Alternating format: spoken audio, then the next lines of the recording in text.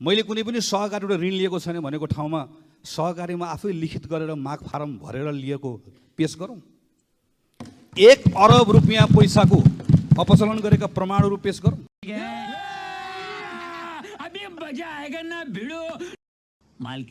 सहकारी ठगी मुद्दामा रवि लामिछानेको विरुद्धमा संसदमा मसँग प्रमाण छ देखाम भन्दै घाँटी दुख्ने गरी चिच्याउने गगन थापा यो 2082 सालको चुनावमा पराजित भएका छन्। गगन थापा पराजित भएकोमा धेरैजना राजनीतिक विश्लेषकहरूले देशलाई घाटा लाग्यो, एउटा राम्रो प्रतिपक्षको रूपमा गगन थापालाई हेरिएको थियो, उनी भनेको देशलाई चाहिने मान्छे हुन् भनेर भनेका छन्। हो, उनी चाहिने मान्छे हुन्, तर उनको पार्टीलाई मात्र, देशलाई चाहिने मान्छे होइनन्। तपाईहरु भन्नुहुन्छ होला यो समयको के हो भनेर, यो प्रमाण हो, देखाम यो प्रमाण हो।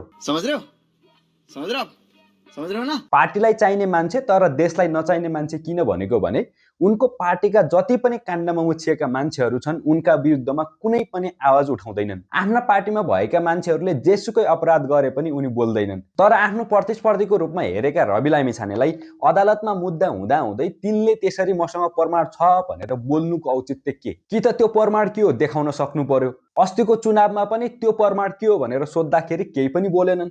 अरू कुरा ल्याएर देखाए, अदालतमा के भइरहेछ त्यही कुरा देखाए। त्यो कुरा त हामीले नर्मल्ली पढ्न सक्छौं, त्यो हेर्न सक्छौं, त्यो सबैले थाहा भएकै कुरा। उनीसँग भएको विशेष प्रमाण के रहेछ त? ठगेकै हो भन्ने प्रमाण के रहेछ त? म यो कुरा देखाउन्न, किन देखाउन्न भने यहाँ पनि प्रमाण छैन, तर म भन्छु के प्रमाण छ, देखाम। चल झुट। उनले रवि लामिछाने विरुद्धमा यस्तो खेदो नै खन्नुपर्ने कारण के देख्छु भने म शेरबहादुर देउबा, प्रचण्ड र केपी ओलीको पछाडिको जेनेरेसनमा लिड गर्न सक्ने नेता कोही थियो भने गगन थापा र विश्वप्रकाश शर्मा।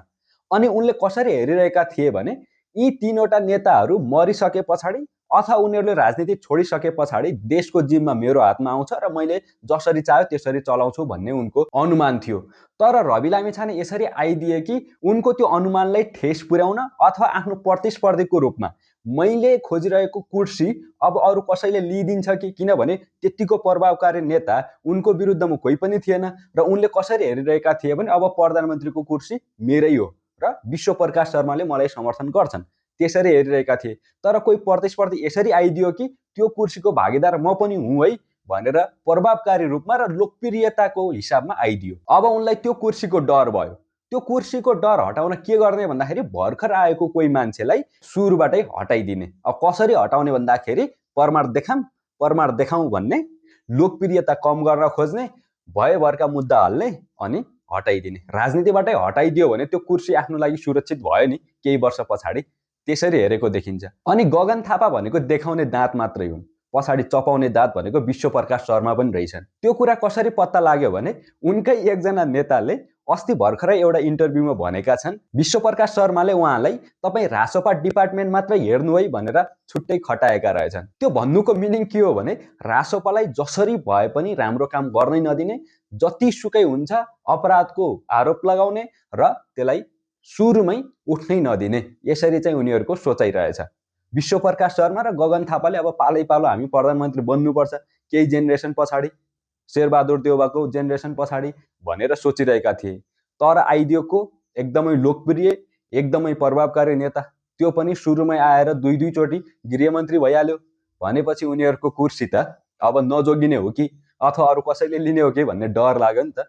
त्यसरी उनीहरू प्रस्तुत भए। नत्र भने गगन थापा चाहिने मान्छे हुन्, त्यसैले उनलाई हराउनु हुँदैन भनेर 2079 सालको चुनावमा काठमाडौँ 4 मा रासोपाले उम्मेदवारलाई नउठाइकन गगन थापाको समर्थन गरेको थियो। त्यति बेलासम्म रासोपालाई पनि यो देशको लागि चाहिने मान्छे हो है भनेर आफ्नै उम्मेदवार नउठाएर उनलाई समर्थन गर्यो। त्यसैले मसँग भएको प्रमाण पनि म देखाउँदिन र के भन्न चाहन्छु भने गगन थापा कांग्रेसलाई चाहिने मान्छे हो, किनभने कांग्रेसका जतिसुकै अपराध गरेका मान्छेलाई पनि उनी जोगाउन सक्छन्, उनले प्रमाण लुकाएर राख्न सक्छन्, प्रमाण देखाउँ भनेर कसैको अगाडि भन्न सक्दैनन्।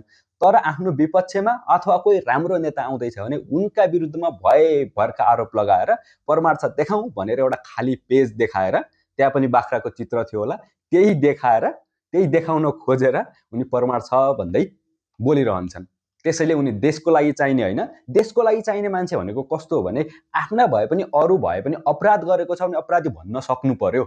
शेरबहादुर देउबाको घरमा जलेको पैसा भर्खर जन्मेको बच्चा जो चाहिँ बोल्न सक्छ, 9-10 महिना पछाडि बोल्न सक्ने बच्चाले पनि हेरेर यो भन्न सक्छ कि यो रियल पैसा हो, एआई होइन, तर गगन थापाले कुरा चपाएर बसे। अनि कुन चाहिँ देशलाई आफ्ना नेताहरूलाई जोगाउने नेता चाहिन्छ, आफ्नै नेताहरूले गरेको अपराध लुकाउने नेता चाहिन्छ, अनि कसरी देशलाई चाहिने मान्छे भयो, आफ्नो पार्टीलाई चाहिने मान्छे भयो, आफ्नो पार्टीको मान्छेलाई जोगायो।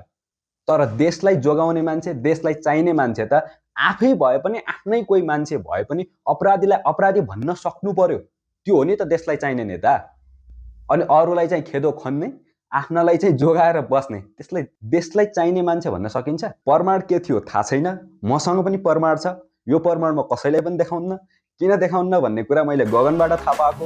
परिवर्तन के शंखनाद से पूरा देश मगन, परिवर्तन के शंखनाद से पूरा देश मगन, गगन गगन गगन गगन पूरा देश गगन, मगन मगन मगन मगन पूरा देश मगन।